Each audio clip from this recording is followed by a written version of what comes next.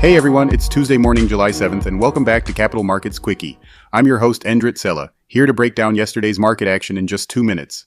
Quick note before we dive in. Today's episode is brought to you by AMF Capital Asset Management Frankfurt.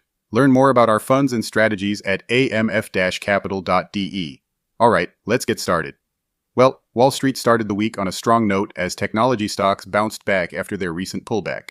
The Nasdaq led the way, gaining 1.1%, while the Standard & Poor's 500 added 0.7%.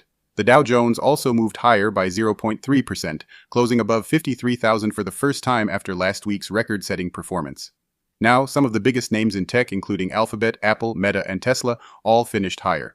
Semiconductor stocks also recovered, suggesting investors are becoming more confident again in the artificial intelligence story after the weakness we saw at the end of June. A big boost came from Foxconn, one of NVIDIA's key suppliers, which reported stronger than expected quarterly sales.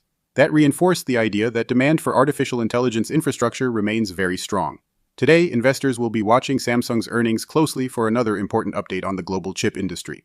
Meanwhile, oil prices stayed relatively stable after OPEC Plus agreed to increase production and shipping through the Strait of Hormuz continued to normalize. That helped ease concerns about higher energy prices feeding inflation.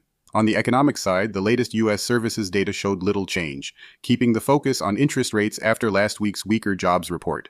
Investors are now looking ahead to today's release of the Federal Reserve meeting minutes, which should provide more insight into the central bank's thinking. Alright, that's it for today's Capital Markets Quickie. If you found this helpful, hit subscribe and stay in the loop. See you tomorrow morning.